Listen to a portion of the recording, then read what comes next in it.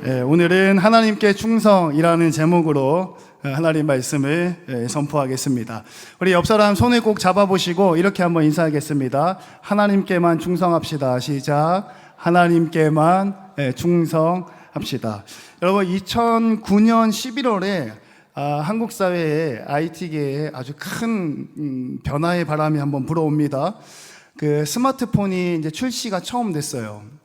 2009년 11월에 애플에서 아이폰 3GS를 국내에 KT가 도입을 했습니다.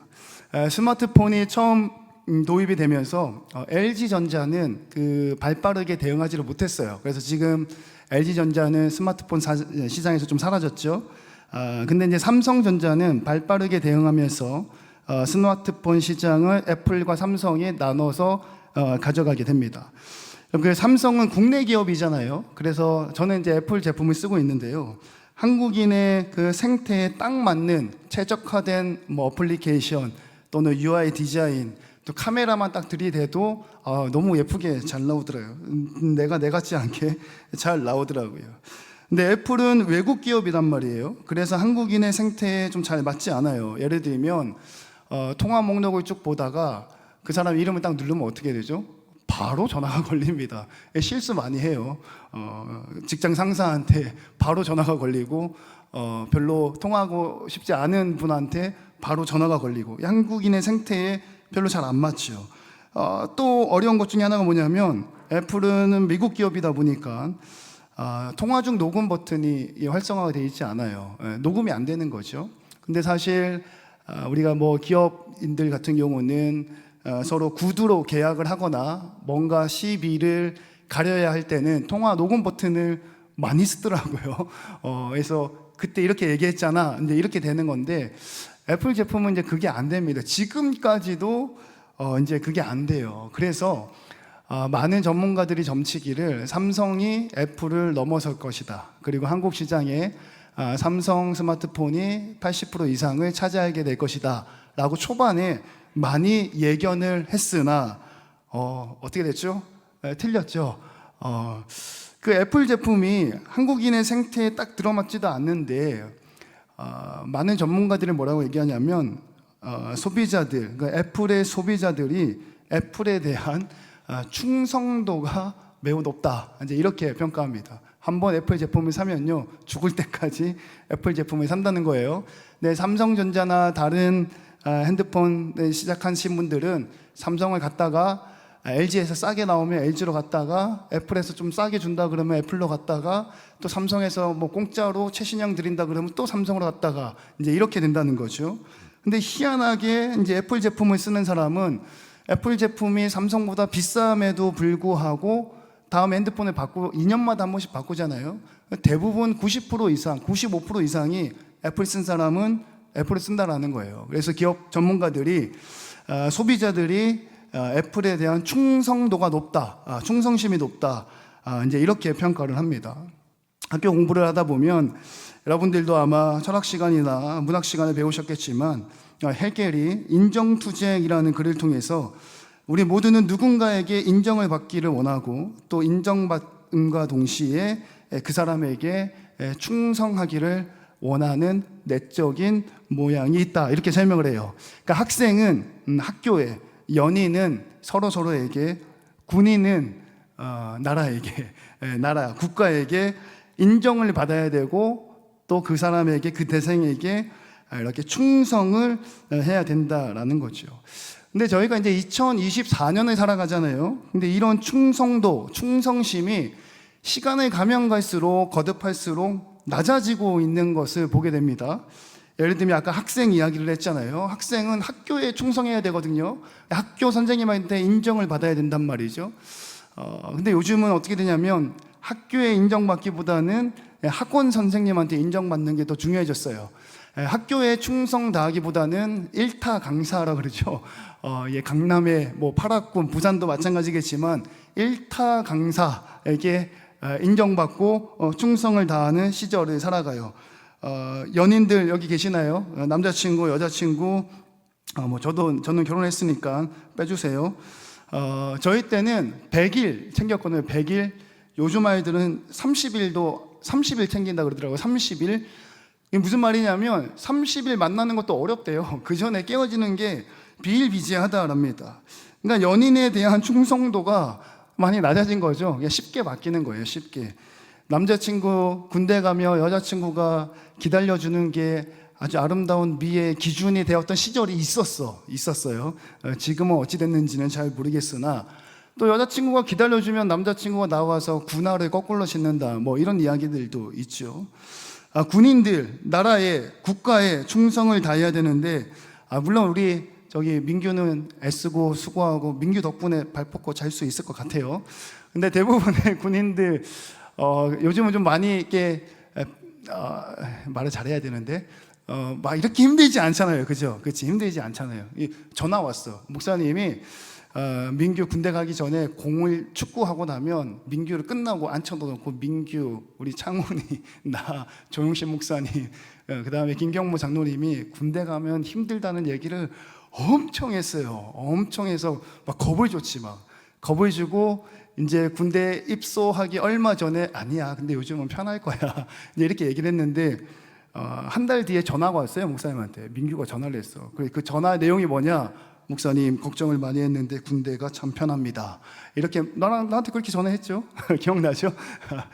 많이 좀 달라졌죠. 그러니까 이제 뭐 우스갯소리로 전쟁 나면 제일 먼저 도망가는 게 군인이다라는 이야기도 있는데 좀 많이 좀 달라지고 있는 것 같아요. 학생, 연인, 군인, 자기가 인정받아야 할 대상들이 달라지고 있고 그 인정받는 대상에 대한 충성심이 많이 달라지고 있어요. 뭐 우정, 의리, 사랑, 뭐 이런 말들이 많이 무색해지고 있는 시절을 살아가고 있어요. 그럼 우리가 이제 교회 안에 모였잖아요. 그 대상을 하나님으로 한번 바꿔서 이야기를 한번 해보죠. 그렇다면 하나님에게 인정받기 위해서 여러분들은 어느 정도 애쓰고 계시고, 또 하나님에게 충성하기 위해서 여러분들은 어떤 일들을 하고 계시는지요. 여러분, 고린도 교회는 문제가 있었는데요, 우리가 잘 아는 것처럼 당 짓는 문제가 있었어요.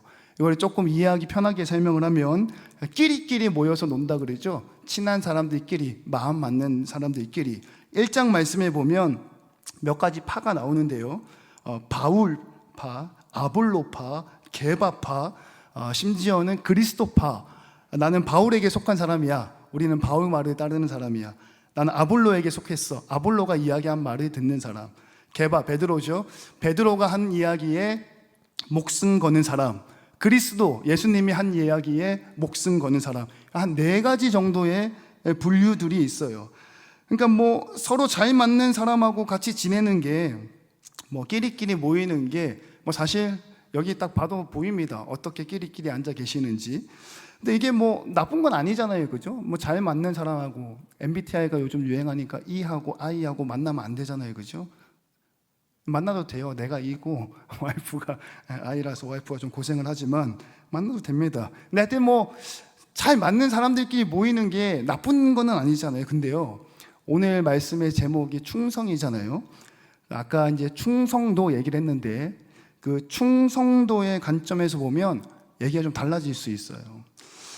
하나님한테 충성하지 않고 바울에게 충성한다, 이러면 좀 문제가 다르죠, 그죠?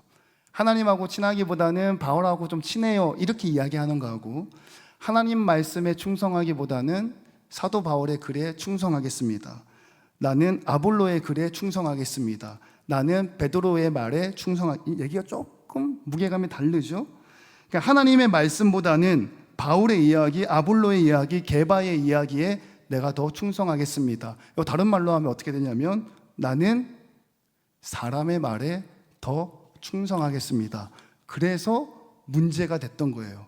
그리고 보이지 않는 하나님보다는 눈에 보이는 사람의 목소리에 관심 갖고 충성하겠습니다.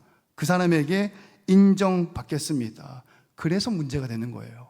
그래서 사도 바울이 고린도 전서 후서에 글을 쓰고 있습니다. 여기서 잠깐 목사님이 푸념 아닌 푸념을 하다면, 보이지 않는 하나님보다 보이는 사람에게 충성하겠습니다, 이게 문제잖아요, 그죠? 그렇게 우리가 살아가고 있단 말이에요. 근데 이제 제가 질문을 드리고 싶은 거는, 왜 그 보이는 사람들 중에 왜 목사는 포함이 안 되냐라는 거예요. 왜 목사는 포함이 안 되죠? 보이는 사람 목사에게 충성하라 그러면 왜 그렇게 다들 난리를 치는지 모르겠어요. 목회자의 말에 순종하세요라고 이야기하면 다들 인상 쓸 거거든요. 지금도 벌써 조금 미간이 찌푸러지시는 것 같아요. 아니 왜 아볼로 보이는 사람이고요, 게바도 보이는 사람이고 바울도 보이는 사람이에요. 보이지 않는 하나님이 아니라 보이는 사람에게 내가 충성하고 인정받겠습니다. 목사, 목회자인 나도 보이는 사람인데 왜 강단에서 목사의 이야기에 순종하십시오라고 얘기하면 왜 이렇게 우리는 인상이 써지나 잘 모르겠어요. 나와 어울리는 끼리끼리 사람들의 말은 들으면서 사람 목회자의 이야기는 왜 멀리하는지 잘 모르겠어요. 자, 다시 본론으로 들어와서 당을 짓는 것, 끼리끼리 모이는 것, 그 무리에 목회자를 끼워주지 않는 것이 문제가 되고 분쟁이 되는 것은 바로 이 충성도에 관련된 관점 때문인 거예요. 듣고 싶은 말만 듣겠다는 거죠. 보고 싶은 것만 보겠다는 거죠. 조금 더 얘기해 볼까요? 내가 충성해야 될 대상을 내가 고르겠다라는 거예요. 인정받아야 할 대상을 내가 고르겠다라는 거예요. 바울은 괜찮은데 목사님은 안 될 것 같아. 게바는 괜찮은데 목사님은 안 될 것 같아. 우리 리더는 되는 것 같아요. 근데 목사님은 안 될 것 같아요. 담임 목사님은 될 것 같은데 부목사님은 안 될 것 같아요. 반대로 부목사님은 되는데 담임 목사님은 안 될 것 같아요. 여기서 중요한 건 뭐냐? 리더 또는 목회자 또는 누구의 이름이 중요한 게 아니라 내가 인정받고 충성해야 될 대상을 내가 직접 고르겠다라는 거에 문제가 되는 거예요. 그래서 사도 바울이 고린도 교회에 나는 바울에게, 나는 아볼로에게, 나는 게바에게, 나는 그리스도에게 속해서 당짓는 것이, 끼리끼리 모이는 것이 굉장히 불편하고 어려운 거다라고 이야기를 하고 있는 거죠. 내가 결정하겠다라는 거예요. 조금 더 발전할까요? 내가 결정하면 내가 하나님 되는 거예요. 그래서 문제가 되는 겁니다. 그래서 사도 바울이 이렇게 장문의 글을 쓰고 있는 거예요. 사랑하는 동거의 성도 여러분, 청년 여러분, 바라고 원하기는 보이지 않는 하나님께 충성할 수 있기를 주님의 이름으로 축원합니다. 여러분 이때 크게 아멘 하셔야 돼. 우리가 청년의 예배를 좀 바꿔가고 있잖아요. 서로 도움이 필요합니다. 목사님도 조금 어색하지만 뭔가 아멘을 할 수 있는 기회를 드릴 때 크게 아멘 하셔야 예배의 분위기가 살아납니다. 다시 한번 보이는 사람이 아니라 보이지 않는 하나님께 충성할 수 있기를 주님의 이름으로 축원합니다. 여러분 그렇다면 보이지 않는 하나님을 어떻게 볼 건가? 하나님이 계신 곳에 가면 볼 수 있어요. 여러분 날씨가 너무 더워가지고요, 목사님 사진 찍는 일은 조금 제쳐뒀고, 도스토옙스키의 가난한 사람들이라는 글이 있어요. 처녀작이거든요. 첫 번째 작이거든요. 이 글에서 주인공 마르카 데부스킨이라는 주인공이 나오는데, 이 소설의 말미에 아버지가 그의 아들이 있는 자취방에 자주 방문을 합니다. 자주 찾아와요. 사이가 별로 안 좋거든요. 아빠랑 아들하고 사이가 안 좋은데 소설 말미에 자꾸 방문 찾아와. 자꾸 문 앞에, 자취방 앞에 널브러서 자고 있기도 하고 문을 열고 들어가기도 하고 막 찾아와요. 이유는 딱 한 가지입니다. 아들이 보고 싶어서. 보려면 어디 해야 돼요? 아들이 있는 곳을 가야 되잖아요. 자취방 문을 두들려야 되잖아요. 여러분 누군가를 보려면, 또 누군가를 만나려면, 또 누군가를 보고 만나고 교제하고, 오늘 말씀의 제목처럼 인정받고 충성하려면 그 누군가가 있는 곳으로 가야 되는 거예요. 하나님을 보고 하나님을 만나고, 하나님을 보고 만나고 교제하고 인정받고 충성하기 위해서는 어떻게 해야 되냐면 하나님이 계신 곳으로 가야 된다라는 거죠. 여러분 열왕기상 9장 3절에 솔로몬이 하나님의 성전을 짓고 난 다음에 하나님이 솔로몬에게 주셨던 첫 번째 말씀이 뭐냐? 내가 건축한 이 성전을 거룩하게 구별하여 내 이름을 영원히 거기에 두며 내 눈과 내 마음이 항상 거기에 있으리라 라고 말씀에 기록해요. 다른 말로 요약하자면 교회 안에 하나님 있겠다 이렇게 이야기하셨어요. 그리고 그 교회에서 내가 너를 만나겠다 이렇게 얘기하셨어요. 그 교회에서 기도하면 내가 그 기도를 듣겠다라는 거예요. 그러니까 교회는 하나님의 이름, 하나님이 계시는 곳, 그리고 그곳에 가야 보고 만나고 교제할 수 있다라는 사실을 믿으셨으면 좋겠어요. 그래서 여러분, 교회 자주 와야 되는 거예요. 교회 자주 와야 되는 거예요. 그리고 한번 오면 오래 있다 가셔야 되는 거예요. 주일에 되도록이면 약속 좀 잡지 마요. 약속 좀 잡지 말고 뭐 예배 끝나면 땡 하고 셀 모임도 안 하고 후다닥 가는 그런 시간들이 없어야 돼요. 여러분, 교회는 자주 와야 되는 거예요. 그리고요, 교회 한번 오면요 오래 있어야 되는 겁니다. 왜냐하면 그곳에 하나님이 있기 때문이에요. 그리고 그곳에 가야 또 아멘 할 타이밍을 드릴게요. 그곳에 가야 보이지 않는 하나님을 만날 수 있다라는 사실을 믿으시기를 주님의 이름으로 축원합니다. 여러분, 말씀을 좀 정리하겠습니다. 그럼에도 불구하고 우리가 하나님께 충성하기 어려운 이유가 한 가지가 있어요. 그건 뭐냐면 내 삶의 모습이 별로 좋아지지 않는다라는 데 있어요. 하나님 전에 나와서 예배하고 또 기도하고 헌신하고 다짐하고 또 예배하고 뭐 수련회도 가고 뭔가 봉사하고 열심히 애썼는데 내 삶의 문제가 해결되지 않는 모습들을 종종 보게 됩니다. 그리고 그것들이 쌓이게 되면 자꾸 지쳐가요. 지치는 게 쌓이면 낙심이 되고, 낙심이 쌓이면 하나님께 인정받고 충성해야 된다는 내용들이 내 기억 속에서 이제 사라지게 되는 거죠. 여러분, 다음번에 한 번 더 말씀을 나누겠지만 하나님께 충성했던 엘리야라는 선지자가 있어요. 여러분들 잘 아시죠? 그 아합 왕에게 대적해서 싸웠던 엘리야. 그 엘리야 선지자는 아합 왕에게 멋있게 믿음의 고백을 하고 난 뒤에 하나님이 주셨던 얘기가 뭔지 아세요? 저 시내가에 가서 숨어지네 이렇게 얘기했어요. 그럼 숨어지면 나는 먹을 건 어떻게 하죠? 까마귀가 물어다 줄 거야. 까마귀는 어떤 새죠? 선지자가 가장 피해야 할 율법에 어긋나는 부정한 짐승이에요. 여러분, 믿음의 선포는 여러분, 하나님께 인정받고 하나님께 충성하는 것은 무엇을 동반하냐면 초라한 현실을 동반한다라는 거예요. 여러분들 현실이 나아지지 않고 여러분의 현실이 발전이 없고 초라해 보이고 좌절할 거리들로 가득할 바로 그때가 하나님께 충성할 때임을 믿으시기를 주님의 이름으로 축원합니다. 여러분, 그러기 위해서 양옆에 누군가가 같이 앉아 있는 거예요. 옆 사람 다시 한번 보세요. 우리 다음번에는 되도록이면 혼자 앉아 있지 마시고 조금 어색해도 두 명씩 이렇게 좀 앉아 있었으면 좋겠어요.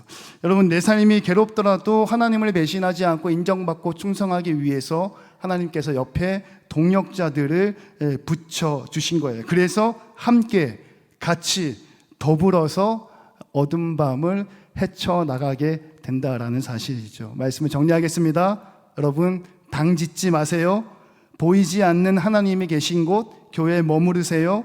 우리의 삶이 괴롭더라도 함께 이겨나가며 배신하지 않는 주의 청년들 되시기를 여러분, 마지막이에요. 주님의 이름으로 축원합니다.